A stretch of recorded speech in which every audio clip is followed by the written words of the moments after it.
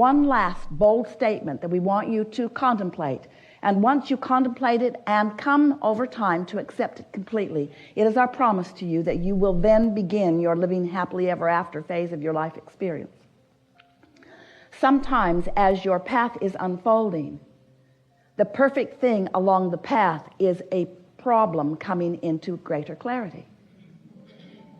Because at the same time that a problem is coming into greater clarity, you are creating the solution in your vortex. Then all you got to do, once you have sufficiently created the solution by poking around at the problem, you just have to decide to be a little more unconditional for just a little while, and the solution will reveal itself to you in very short order. You're going to reach the point that you bless every problematic person in your experience.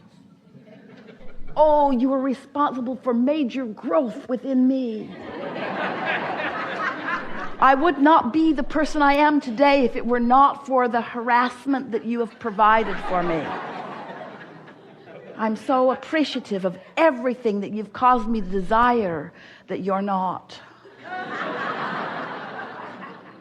And when I gained the wisdom to stop making your deficiencies be the basis of my vibration, then everything that you helped me to become, I began to realize. And then you're going to love all of the components of this magnificent world, because we really are all in this together. And when you stop needing to demand the conditions to be a certain way for you at a certain time, you will find freedom. You will find the freedom that you've been looking for. You'll find the joy that is natural to you, and you will begin the living happily ever after phase of your life experience, which, as far as we are concerned, should be the only phase that you are ever in. So over time, we've been talking with you about who you are. You are so important to the equation of the eternal expansion that we all are. You said, I'll go into this physical experience and I'll explore and I'll see, I'll hear, I will experience the contrast, the variety. And out of it, I will come to my personal conclusions about what I personally prefer. And the reason that you did that so clearly, you knew that so clearly before you got here, is because you understood that the whole purpose of the variety is for choosing.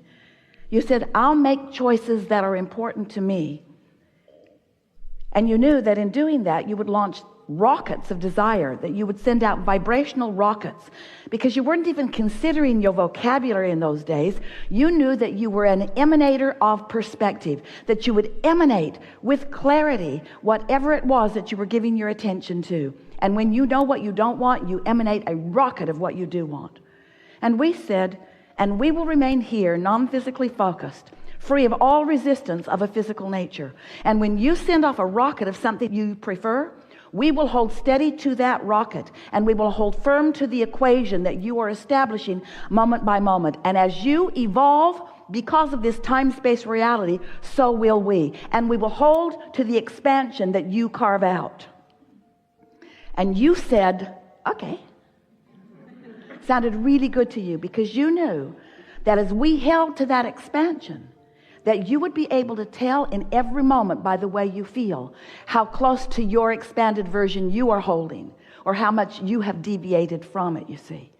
So your emotions let you know. If you're feeling wonderful, that means you've launched lots of rockets of desire, and you are in this moment not offering a thought, belief, or expectation that contradicts the desire that you hold. You're right up to speed with who you are. And in that moving with the flow of who you really are, you feel elation, you feel passion, you feel exhilaration, you feel really good, you feel love and appreciation, you feel joy. But if you are feeling frustration or overwhelmment, if you are feeling angst of any kind, if you're feeling anger, or if you are feeling grief, if you are feeling revenge, or any of those negative emotions that feel like despair or fear, then that means that your perspective in this moment is so far apart from the perspective of your source about the same thing. That's the most important thing to understand. It isn't that we are focused upon something entirely different and that's why we feel good. We're focused upon what you're focused upon and we feel good. And that is, no matter how you try to figure it out, what unconditional love really is. We maintain our alignment with that which is love, regardless of the condition. Now Esther wants to say, well, Abraham, if you were in the condition where I am, you might be feeling differently.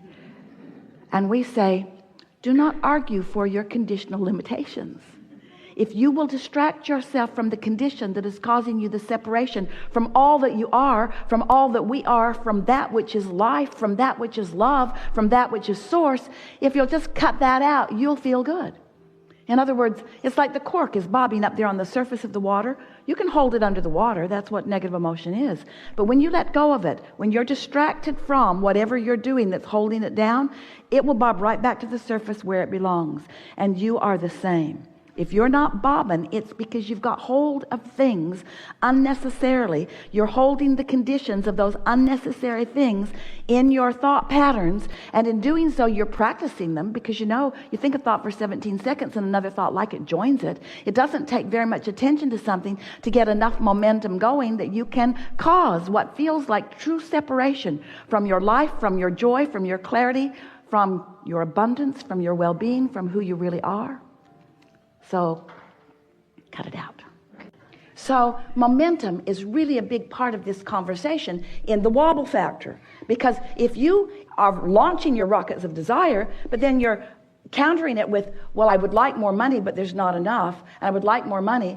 I would really like more money, but I don't have enough. And I would like more money because I would like to pay my bills. I would like more money, but I don't know hardly anybody that's got enough money. And I would like more money, but the government is so screwy with our money. I would like more money, but the government takes way too much of our money. I would like more money, but my wife is a crazy woman with a credit card.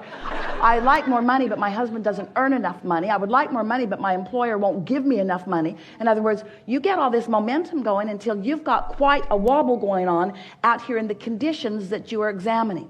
And what goes wrong is that then when you think that the way that you get to the place that you want to be is by solving those conditions, what you find out is when the wobble is severe, you can't. The momentum is too great.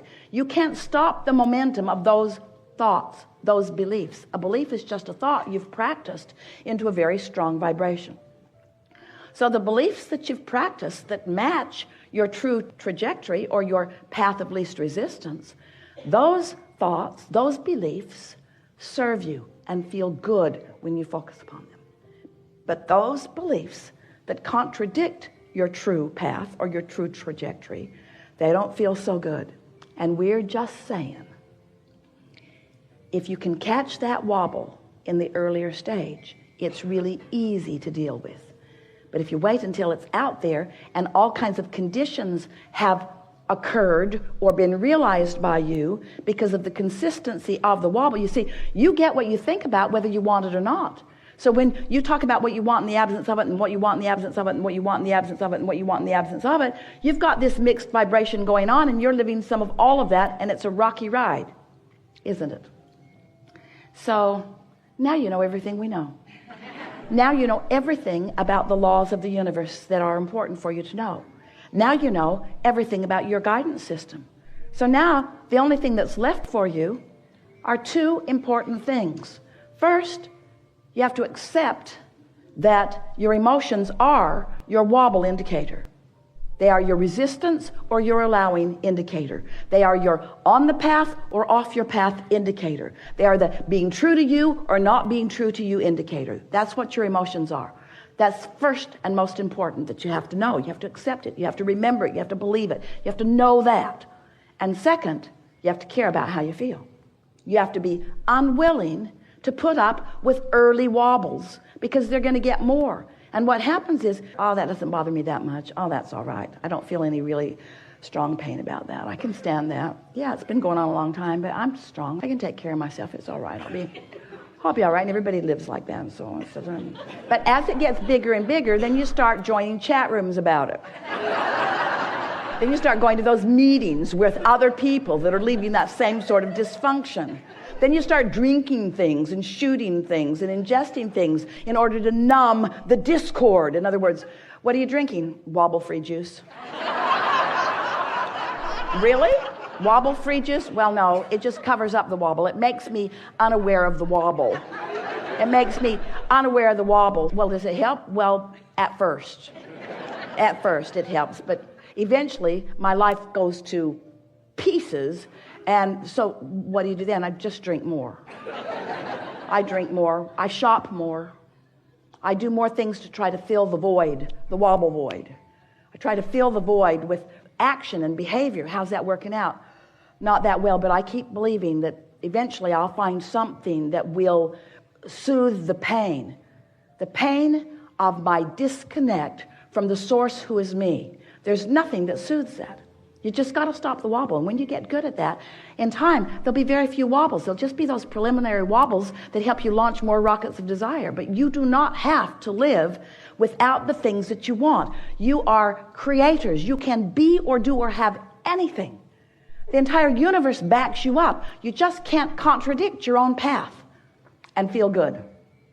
And you know, everything that every one of you want, or has ever wanted, or ever will want, everything that you want, whether it's a relationship or a pile of money or an enterprise or a material object or a circumstance or an event, everything that you want because you believe you will feel better in the having of it. And what we want to show you is that if you can not wait until you're out there in the weeds, in the wobble zone, trying to deal with conditions that have so much momentum that you just get scrambled, so that there are endless books written on parenting. Yeah, you should do that. No, you should do that. No, you should do that. No, you should do that. No, you should do that. No, you should do that. And we say, none of it works if you wait till you get out there, because you're responding to conditions. You're at the bottom of the hill. You're trying to stop the momentum. You're not going to do it. The only thing that works is to get at the beginning of the momentum and to line up with the whole of who you are, and then take the whole of who you are into this conversation, into this situation. So there's lots of ways that we've been saying that to you. Bless your hearts. You've been following us around and listening to all of these rampages for such a long time. We said you create your own reality. Step 1, step 2, step 3, upstream, downstream. You create this vortex. We wrote a whole book about that too. This vortex of creation. There's this vortex of creation, and then we hammered at you. Get in the vortex, get in the vortex, get in the vortex, get in the vortex. You said, if only we could get in the vortex. How in the hell do we get in the vortex? Get in the vortex. We said, everything you want is in the vortex, in the vortex, in the vortex. And then you said, I get it. All my money's in the vortex, but I want to get it out of the vortex and into the bank. How do I get it out of the vortex and into the bank? So then we began talking to you about your grid, about this, where you stand right now, your point of attraction, this atmosphere where you are vibrationally, this atmosphere that you must achieve vibrational alignment with what's in your vortex. And when you do, when there's no resistance, seamlessly what's in your vortex will move into your reality. Jerry called it years ago, turning thoughts to things. Turning those thoughts to things. How do the things that are in the vortex, how do those desires and goals and wishes, how do they become reality? You have to achieve a vibrational frequency that allows you to realize them, you see. That's how thoughts turn to things. And so now, we're giving you the big piece of it. Now you'll get it. Now you'll get it. If you listen back, there isn't anything that we've ever said to you that doesn't fit perfectly with what we're saying to you right here and now. It's just more clarification of the same thing. You are source energy in a physical body, and you have a trajectory. And when you line up with that trajectory, when you dovetail with it, when you add to it, when you are in vibrational sync with it, you feel so wonderful. Sometimes people say, oh, it worries me. Abraham's trying to get me to be really selfish, and everybody else too. If everybody's selfish, won't they do bad things to each other? And we say, no one ever does anything unkind to another when they are in vibrational sync with who they are. It is not a possible thing. Those people that are acting out and hurting others are hurting themselves in a very big way. You just don't know it. They've got split energy. They're responding to conditions. They feel out of control. They got a big time wobble going. They don't know what else to do. But you do. You do. We have enjoyed this interaction immensely.